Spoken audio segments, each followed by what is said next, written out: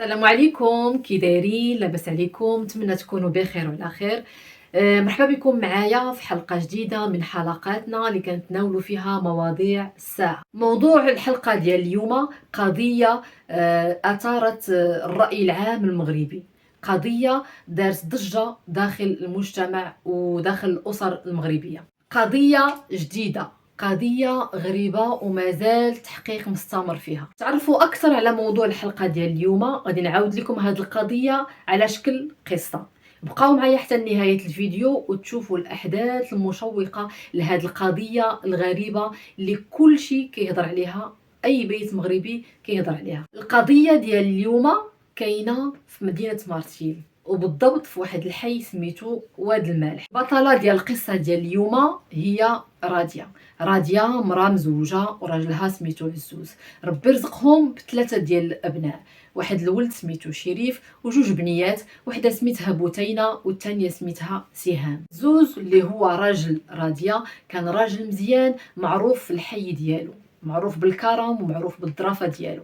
كانت خدمته صباغ، وكان معروف بان الخدمه ديالو نقيه، واي واحد كيخدم ليه كيعاود يعيط ليه باش يخدم ليه مره اخرى وكيجيب ليه كليان واحد اخرين. بدا من الصفر وبدا بدرجه بدرجه، وكانت خدمته كلها حلال في حلال، وباش يوفر للاسره ديالو جميع الظروف باش يعيشوا مرتاحين بغى يوسع من الخدمه ديالو. هو يدير واحد الكراج بدا كيكري فيه المواد ديال البني وديال الصباغه. زوز بالصبر ديالو والجهد ديالو والاتقان ديالو في الخدمه قدر انه يجمع واحد المبلغ ويقدر انه يبني الدار ديالو من بعد 33 سنه من الخدمه. وكانت علاقته مع مراته علاقه اللي هي مزيانه، وكانوا كيعيشوا في سلام وبخير وعلى خير، حتى لواحد النهار وبالضبط يوم 12 مارس 2012 غادي يختفي عزوز من الوجود. مراته ما خلات فين قلبت عليه، سولات لصحابو، مشات سولات العائله والجيران، هي وولادها ما خلاو فين قلبوا عليه. كتصل به كتلقى التليفون طافي. مشات راضيه عند البوليس بلغاتهم بالاختفاء ديال الراجل ديالها، وبطبيعه الحال البوليس طرحوا عليها بزاف ديال الاسئله. من بين هاد الاسئله اللي طرحوا عليها البوليس قالوا لها وقتاش اخر مره شفتي عزوز. راضيه عاودت لهم كاع داكشي اللي وقع ديك النهار اللي اختفى فيه عزوز. قالت لهم بانه جا واحد السيد دق عليها الباب وقال لها كلمي لي الراجلك اللي هو عزوز. من بعد كلمته ليه ونزل عنده حتى لباب الدار ومشى معاه في الطوموبيل. من ديك الوقيته ما عاودت شافته. ديا كتعاود هاد التفاصيل للبوليس وكانت منهاره وكانت كتبكي وكتطلب منهم انهم يعاونوها ويساعدوها باش يلقاو لها راجلها، لانها كتقول لهم هو اللي معول عليه، هو اللي هز معاها الحمل والثقل ديال الدراري، وبلا بيه ما تقدر دير حتى شي حاجه. بحكم طبيعه العمل ديال البوليس تعاطفوا بزاف مع السيده راضيه، وهما يكتفوا المجهودات ديالهم وبداو كيقلبوا على المختفي عزوز في جميع مدينه مارتيل. ولكن للاسف ما قدروا يوصلوا لحتى شي حاجه ولا يوصلوا لشي خيط اللي يقدر يوصلهم الحقيقه. بعد مده طويله ومنين فقدات السيده راضيه الامل، مشات التجأت الى برنامج مختفون اللي معروف كيدوز في قناه ديال دوزام باش تطلب نداء للزوج ديالها. طاقم البرنامج ديال مختفون اللي كيدوز في قناه دوزام لبى طلب ديال السيده راضيه ومشاو عندها حتى لمدينه مارتيل. برنامج مختفون داروا معها اللقاء، وكانت راضيه السيده راضيه منهاره وكانت كتبكي وكتقول لهم ما بقيت كنعس لا الليل لا النهار، وكتطلب النداء لراجلها الا كان كيشوفها باش يجي عندها لانها محتاجه ليه هي ولادها. الفقصه السيده راضيه مرضات بالسكر وبالقلب، وكانت السيده راضيه كل مره كدير نداء في وسائل التواصل الاجتماعي كتحط الصوره ديال راجلها وكتوجه ليه دعوه ولا نداء وكتقول ليه انا محتاجاك وما نقدرش نعيش بلا بيك. النهار اللي اختفى فيه السيد عزوز السيده راضيه كانت ديما كتشكي وكتبكي على الجيران ديالها وكتقول لهم بانها فقدات طعم الحياه وبانها ما تقدرش تعيش بلا ما تلقى الزوج ديالها. اختفى الاب ولا الزوج عزوز، الابن ديالو شريف هو اللي خدا بلاصتو في الدار وخدا حتى نفس الخدمه ديالو اللي هي صباغ. شريف حتى هو على حساب العديد من الاقاويل كان طيب وكان متربي وورث من عند باه الاخلاق وورث من عنده حتى الاتقان في الخدمه ديالو. الابن شريف هو اللي خدا بلاصة باه، هو اللي كان كيعاونهم وكيقابلهم يعني في الدار، هو اللي كان كيصرف عليهم. الابن شريف هو اللي خدا بلاصة باه، هو اللي كان كيعاونهم وكيقابلهم يعني في الدار، هو اللي كان كيصرف عليهم. من بعد مرور 6 سنوات بالضبط على اختفاء الأب أو لا الزوج عزوز، الابن شريف حتى هو غادي يختفي. صحابو وجيرانو بداو كيسولوا عليه وكيقلبوا عليه، ومشاو عند الأم ديالو راضية وسولوها فين هو شريف، علاش المحل ديالو كنمشيو عنده ما كنلقاوهش. منين شافت راضية بزاف الناس كيسولوا على ولدها شريف، صحابو اللي في الخدمة وجيرانو والناس اللي كانوا قرابين منهم. منين شافت الناس كاملين كيسولوا عليه، راضية بدات كتدخل وتخرج في الهضره، مره تقول لهم راه مشى لليبيا، مره تقول لهم راه مشى للجزائر، مره تقول لهم راه كان مصدعني وما تلاش عاجبو المغرب وبغى يمشي يحرق في اسبانيا. والناس بداو كيقولوا الراضيه وجيرانها بداو كيقولوا لها بانك خاصك تمشي تبلغي البوليس على الاختفاء ديال الابن ديالك. وقالت لهم ما كاينلاش نمشي، انا من قبل بلغت على الزوج ديالي وما لقاوش ليا. المصائب ديال هاد العائله ديال عائله راضيه ما سالاتش هنا. واحد النهار بنتها جاتها ازمه قلبيه في السطح ديال الدار اللي عايشين فيها مجموعين، قدام الجيران ديالها اللي حضروا ليها في اللحظات الاخيره اللي كتفارق فيها الحياه ديالها. وهناك العديد من الاقاويل كيقولوا بانها ماشي سكته قلبيه ولا ازمه قلبيه، كانت تسمم. وبالوفاه ديال بوتينه بنت راضيه، راضيه هي اللي تكفلات بولادها حيت كانوا باقيين صغار وباهم تخلى عليهم من زمان. ديال راضيه زاد التعاطف ديالهم معها، خصوصا مع المصائب اللي طاحت عليها وحده مورا وحده. الاولى هي اختفاء الزوج، والثانيه هي اختفاء الابن ديالها من بعد مرور 6 سنوات من اختفاء الزوج ديالها، وفي الاخير وفاه البنت ديالها. حتى لحد الساعه اللي سمع هذه القصه غادي يتعاطف مع السيده راضيه وهاد المصائب اللي نزلت عليها وحده مورا وحده. اللي سمع هاد القصه يقول يحسن عوانها، كيفاش غتقدر تعيش، كيفاش غادي تقدر تنعس، كيفاش غادي تفكر في هاد الناس اللي فقداتهم واحد مورا واحد. حتى لواحد النهار غادي تقلب فيه الموازين، كما قلت لكم واحد النهار غادي يجي وغادي تنقلب فيه الموازين، وغتولي راضيه من امراه يعني عانات وكتعتبر هي الضحيه، غتولي هي الجانيه. هذا النهار هو بالضبط نهار 31 ماي 2023. نهار 31 ماي 2023 يعني في الاواخر ديال شهر 5 وحنا في الاوائل ديال شهر 6. يعني كما قلت لكم في الاول هذه القضيه راها جديده وهزت كل أسرة مغربية. 31 ماي 2023 كيمشي الأخ ديال السيدة راضية للبوليس في قنيطرة وكيبلغ على واحد الجريمة اللي دازت 12 سنة. هاد نهار 31 ماي 2023 كيمشي الأخ ديال راضية وعند البوليس في قنيطرة وكيخبرهم بأن السيد عزوز ما كانش مختفي هاد المدة كاملة ديال 12 سنة، بل هو مات مقتول. الاخ ديال راضيه عند البوليس في قنيطره وقال لهم بان عزوز راه ماشي كان مختفي هذه المده كامله ديال 12 سنه، بل هو راه مات مقتول.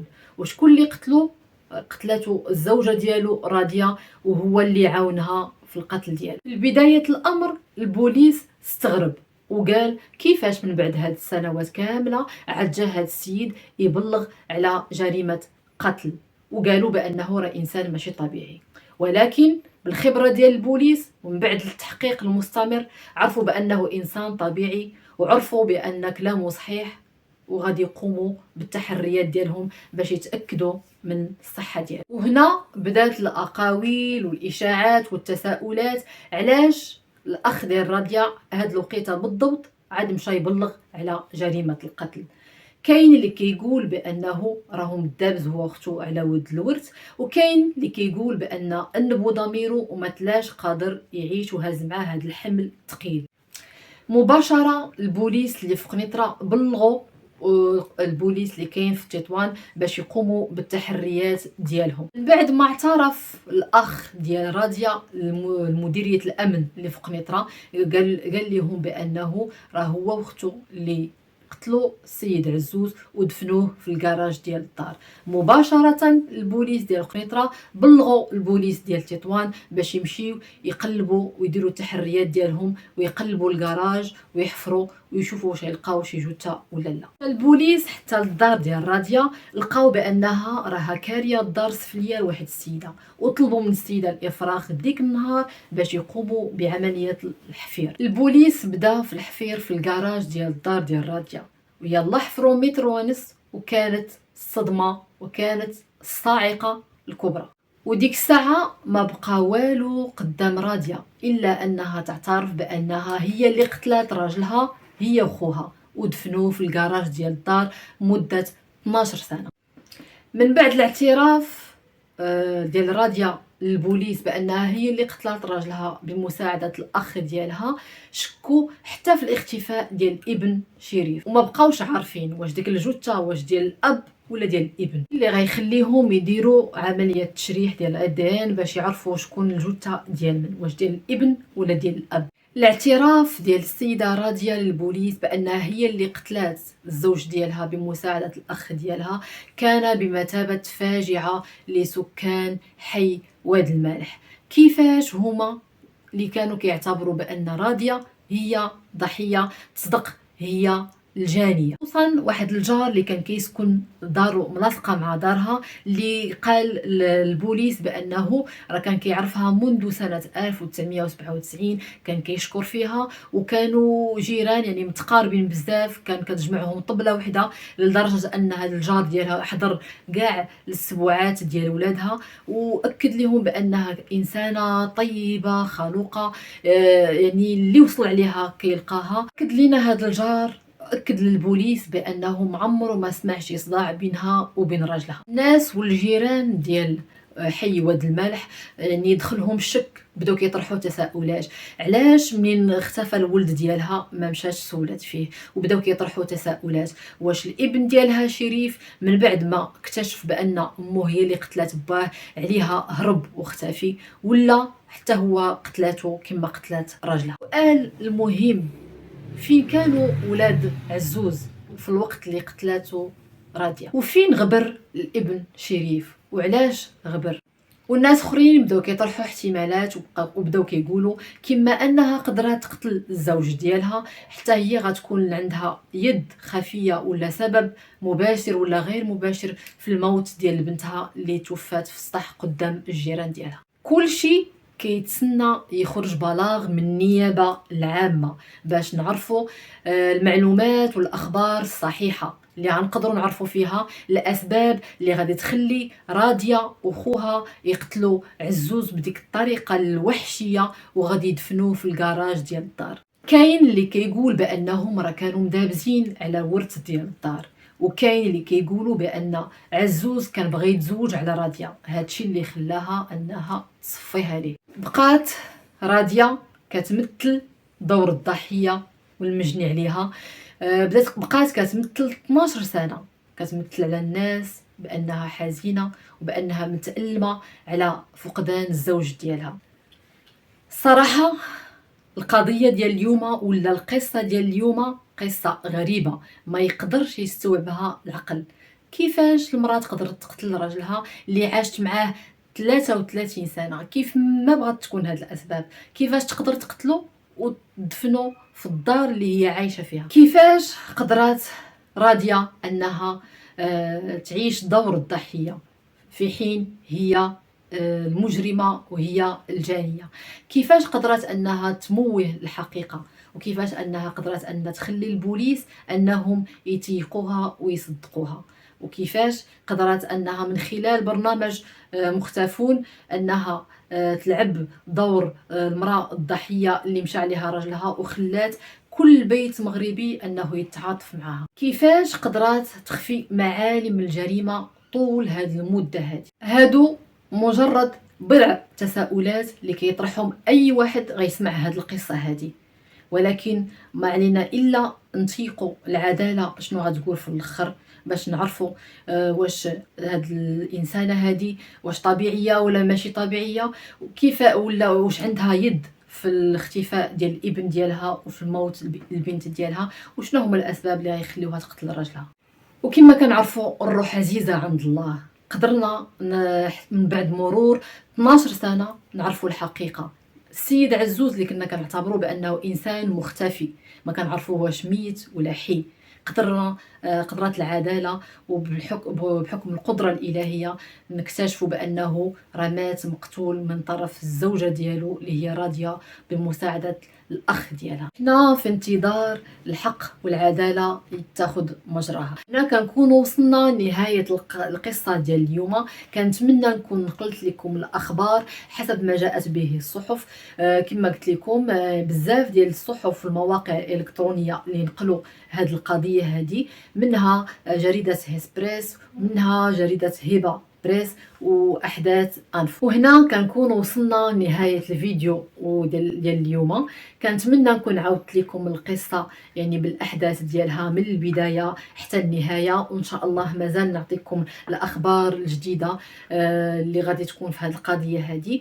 ما تبخلوش عليا من الاشتراك في القناه والضغط على زر الجرس. خليت لكم راحه الله، والى اللقاء فيديو اخر ان شاء الله.